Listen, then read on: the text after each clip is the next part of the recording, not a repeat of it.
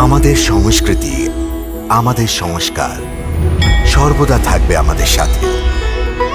ভারতের মহান গ্রন্থ আর কাব্যের সম্পূর্ণ সংকলন। সাবস্ক্রাইব করুন তিলক। মহারাজ, আমি যদি ওখানে থাকতাম তো আমার মৃত্যু নিশ্চিত।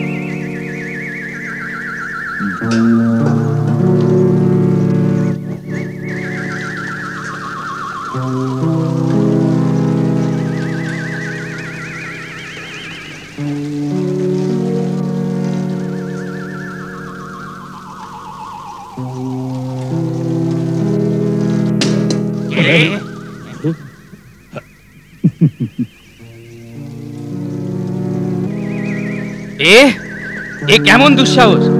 কে তুই? তোরা কে রে? আমরা এখানকার প্রহরী। তুই জানিস না এটা লঙ্কার মহারাজ রাবণের শখের বাগান? তোরাও জানিস না আমি অযোধ্যার মহারাজা শ্রী রামচন্দ্রের সেবক হই? কোথাকার অযোধ্যা কে রাম? আগে তুই বল তোর নাম। আরে এ তো ভারী বাজি বাদক। আগে আগে ধর, একে আগে ধর।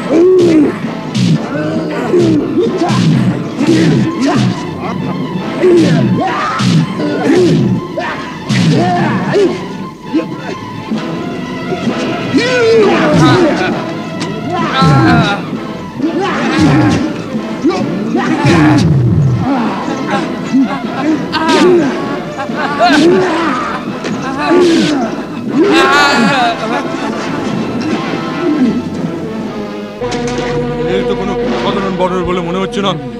চলো চলো চলো নায়ক, যেমন মালিককে বলি চলো।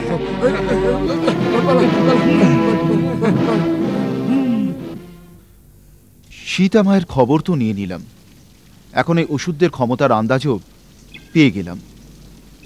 আমার আশা সফল হয়ে গেল। মাতা তো আমার সঙ্গে যাবেন না, কিন্তু প্রভু শ্রীরামকে গিয়ে লঙ্কার সব রহস্য বলে দেব। ওই যে দেখুন দেখুন, ওই যে বসে আছে, কি বিরাট, কি বিকট। ধর বাহাদুরটাকে।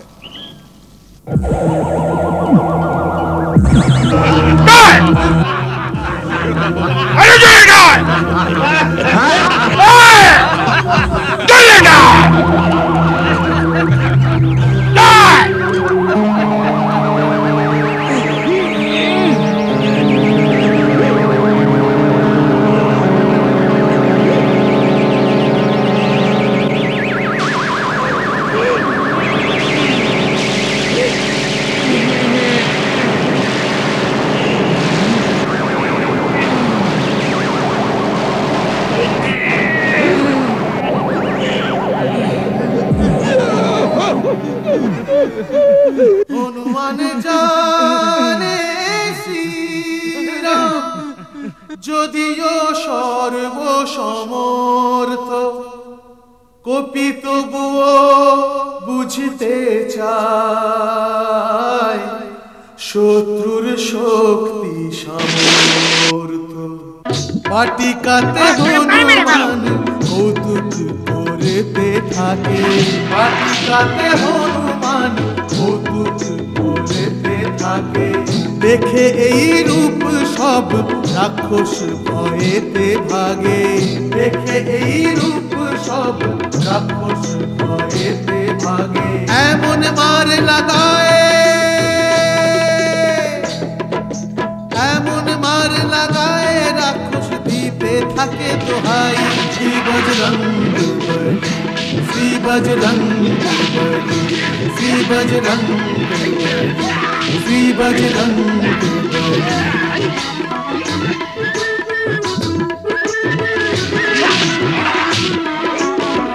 বাটিকাতে হনুমান কৌতুক করেতে থাকে, বাটিকাতে হনুমান কৌতুক করেতে থাকে।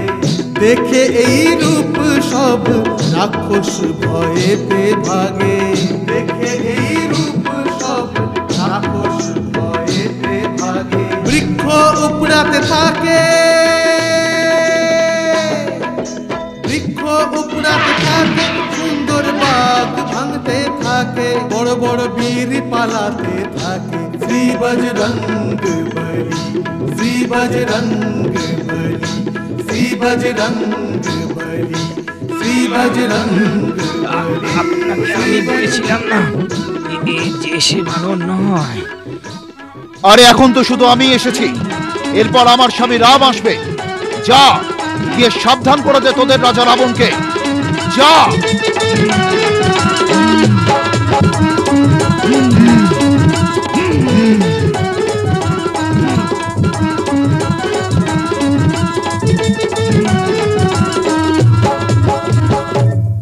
রাম, শ্রীরাম আসবে? কে খবর দিল? কে শোনালো ওই জঙ্গলের নাম তোমাকে? ওই বানর মহারাজ। আপনি একই কথা শোনাচ্ছেন নায়ক জাম্বু মালিক? রাজকুমার অক্ষ, অশোক বনে এমন এক বিরাট বিচিত্র বানর ঢুকে পড়েছে যে সমস্ত বাগানকে তছনছ করে দিচ্ছে, আর গাছ এমনভাবে ভাঙছে যেন নরম ফুলের ডাল। বাগান নষ্ট করছে? তো আপনার প্রহরীরা ওখানে কি করছিল? আর এই তুচ্ছ কাজের জন্য আপনি মহারাজের সময় নষ্ট করছেন। আপনি স্বয়ং ওকে দণ্ড কেন দিচ্ছেন না? তাই করতেই তো গেছিল, কিন্তু এই বানর যে উল্টে ওকেই বাগান থেকে তাড়িয়ে দিয়েছে। মহারাজ, আমি যদি ওখানে থাকতাম তো আমার মৃত্যু নিশ্চিত ছিল। আমি আপনাকে বারবার মিনতি করছি যে ও সাধারণ বানর নয়, আর মনে হয় ও কোনো গুপ্ত কাজেতে এখানে এসেছে। ওর কাছে কোনো দেবী শক্তি আছে যে ওর সামনে যাবে তাকে ও জীবিত ছাড়বে না। ওকে কোনো ছল করে ধরা উচিত।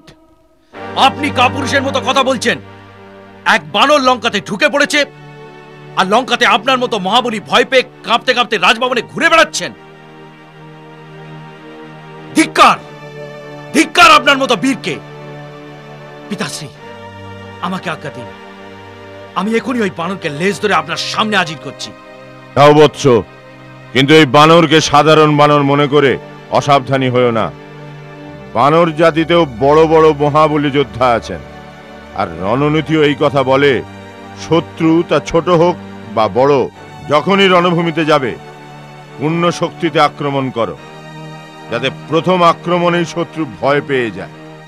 আর মনে রাখো, শত্রুর ওপরে দয়া কখনো করো না। যাও। যথাজ্ঞা।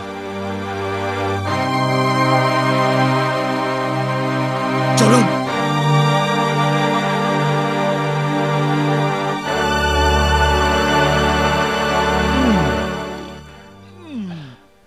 লঙ্কার লোক যেমনই হোক, এখানকার ফলমূল বড় সুস্বাদু হয়ে থাকে। আনন্দ, খুব আনন্দ। খেয়েছি এত যে প্রভু শ্রীরামের কাছে যাবার আগে খিদে পাবে না। কয়েকদিন ক্ষুধা শান্ত হয়ে গেছে।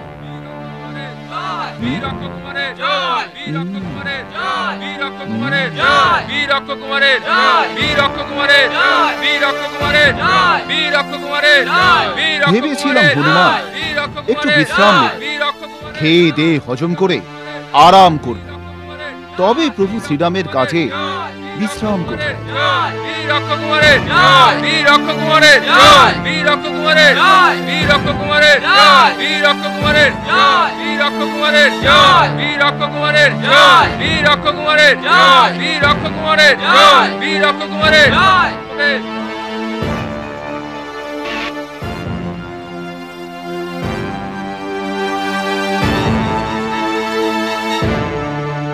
এই সেই বিচিত্র বানর।